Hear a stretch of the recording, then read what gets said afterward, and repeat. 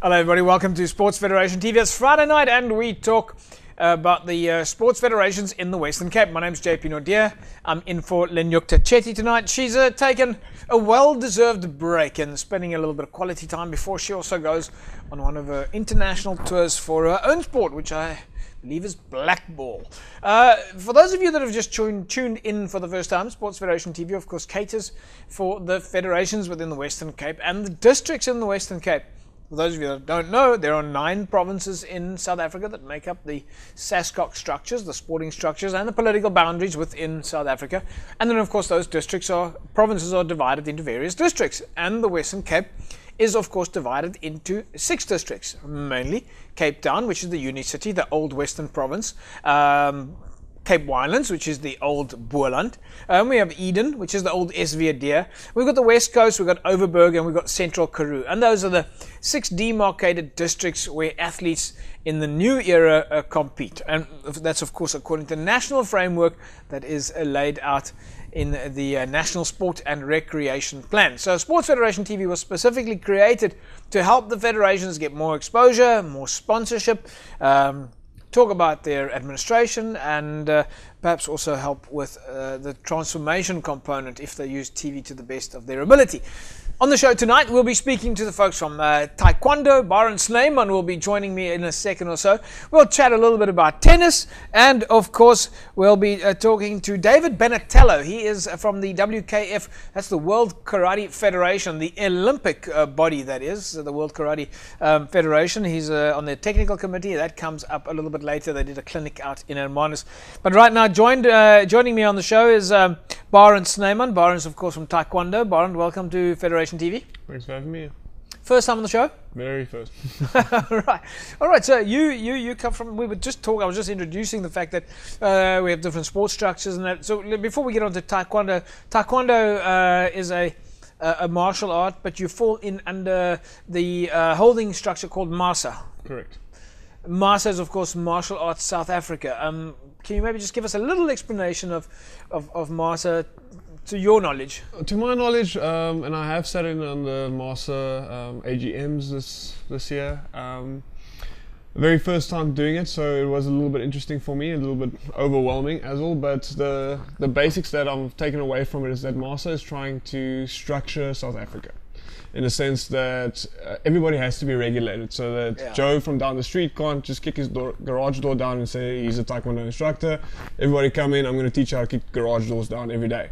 It kind of has to be regulated. Yeah. Otherwise we'll have no garage doors left, to be honest. True, and then also a lot of inappropriate students will enter the areas, becoming instructors and then obviously taking the wrong stuff out of the martial art and spreading it. And of course, Taekwondo is not the only federation under MASA. You also have sports like Wushu, traditional karate, most of the martial Tang arts. Sudo. Yeah. Mainly it's a sort of an umbrella body for Exactly. the sports until they become a mainstream national body with a national footprint. Exactly, and also they're the ones that are going to regulate and say who gets to have provincial colours, those kind of things, to make sure that everybody is following the regulations, so that Joe from down the street didn't get provincial colours for throwing a tennis ball over a wall, and Sam over here can throw a bowling ball same distance, but they both get provincial colours. It's a very basic term, but so that's kind of how it goes. It's all about good governance and regulation, which is of course what we need in South Africa. We need a little bit of, more than a little bit of good governance. Let's talk about Taekwondo. Taekwondo is an Olympic sport. I'm going to stop you right there. You're going to stop me right there? Taekwondo is broken into two parts. Yeah. Okay, you got your WTF and you got your ITF. Yes. Okay, WTF, as far as my knowledge goes, I'm not an expert in it, but it was formed from ITF, and it's an Olympic sport, meaning that it has evolved over the years with Olympic rules. Yes. Now, what we do is not an Olympic sport; it's a martial art, meaning that what I teach my students is to save their life when they walk around the street outside. Yeah. Okay. You might have seen and I'm not taking anything away from the athletes, but a lot of them get knocked out because they fight with their hands down. When you fight with your hands down, you train with your hands down. What's going to happen in the street? Your hands are going to be down. When we train, hands stay up. If your hands on up, you're going to get a smack in the face. Obviously, we don't condone just complete violence. There has to be tactics. There has to be knowledge of why you do certain things, and that's kind of what we try and put into the ITF side of it, where it's more of a military base instead of just a sport base. Yeah, but if you want to go to the Olympics, you'll have to compete under the WTF, which is the World Taekwondo Federation rules. For now, but there is talks about introducing ITF, and over the last few years we've had ITF demos at the Olympics and ITF competitors actually going over as WTF competitors. So which is similar to the karate structure, which is we'll be speaking to David Bonatello, who's the on the Olympic karate committee. So they have similar structures whereby the Olympics rules are different. Of course, there's many different styles of martial arts. Then when you want to go to the Olympics, you only need one. Exactly. Yeah. So tell us a little bit about Taekwondo in South Africa. Is it a very popular sport? Do we have a lot of do we call them dojos? They're called dojangs. Dojangs, of course, a Korean sport. Korean, different, same thing, different language. We actually had our nationals 2 weeks ago, where we got all the federation heads together at a nice table at some buris during lunchtime, and we had a good chat where we bring Taekwondo back together. If you look back, and I'm talking now about what the older guys said. I'm not talking about age, I'm talking about experience. Yeah. The guys were there. I'm still fairly new at this. I've only been in this game since 2009. But yeah, I do it full time now, so this is my life and I love it. But yeah, so basically what we want to try and get to is all the federations of Africa working together as one. When you say the federation, do you mean there's different Taekwondo federations? You got the SAITF, you got the ITFSA, you've got GTF in South Africa. There's plenty. There's about, I don't want to give numbers because my knowledge isn't elite. Oh, yeah. But yeah, we got together and we kind of decided that instead of having a little bit of an ego saying my federation is better than your federation, let's all work together and create something that is unique in South Africa. Because we used to be, as far as I know, we used to be the benchmark for martial arts in South Africa. And I'm talking like 2002, those years. And then politics took over, as it always does, and people split. And now we're trying to bring everybody back together again. And so far, everybody's happy, everybody's cooperating, everybody's working together. So I see positive things in the future. Tell us about the dojo or daegang, what did we call it? A dojang. Dojang, the dojangs. Tell us about the dojang structures in Cape Town. If people want to go and join a dojang, where would they go? To my knowledge, Cape Town is still very new to the Taekwondo side in certain areas. There is established Taekwondo clubs at UCT, who's been there for quite a few years, and another one in Sea Point, who I actually trained with when I first moved to Cape Town. Very, very nice guys. Their club is called Do Martial Arts Center. Okay, so if you're in Sea Point and you want to get hold of those guys, look them up. You'll find a lot of info about them on the net.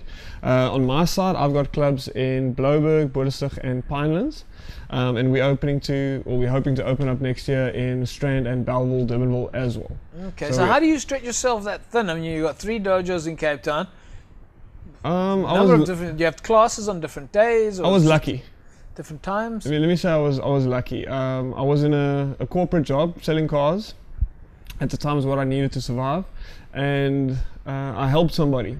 After I sold them a vehicle, I was trying to help them to get rid of the vehicle that we actually didn't want to buy. And I'm not going to say which company it was, but somebody got a sniff about this and they accused me of trying to make deals afterwards, even though the client said in a letter that I stated I want nothing to do with this. I'm just giving him a contact, and if he wants to sell his car, he can. So worst came to worst, and I was let go. The best thing that ever could have happened to me, and I was forced to focus on the martial arts side. The club was already established, but it was very small. It was more of a hobby at the time, and then we just pushed, and it went from about 3 students to about 40 students. So do you teach different dojangs on different days? Different dojangs, different days. I've got Boedelsig and Pinelands as day clubs, meaning that it's only 1 hour a week, and it's after school. And then we now are going to start doing extra classes on Saturdays for those same clubs. And then the main club is 2 nights a week, plus weekend training on the beach. School halls, or have you got your own place? Or? In a perfect world, one day I'll have a gym with TVs on the walls and treadmills and weights and all kinds of beautiful things. But for now, we're using scout halls and school halls. But that's the nice thing about martial arts. It's a floor. That's all you need. That's it. If you need a big fancy gym to go train, then you're not you're not training properly. Yeah. Now, let's just talk a little bit about. You mentioned before the show that you had cancer last year. I had cancer. Found out middle of last year, and I found out late it was Hodgkin's lymphoma, where my chest plate was actually about that thick, very very swollen, and it was touch and go. But obviously we don't focus on the negatives, and I actually believe that my club helped me through it, because the guys there gave me some tremendous support, and it forced me to have something to do. I believe that even though I wasn't feeling well, I can't take away from my students, because they're there for a reason. They're there to learn, and I'm the one with the knowledge that has to give it to them. I mean, one of the reasons it brought me to is you're wearing the shirt that says "Kicking Cancer."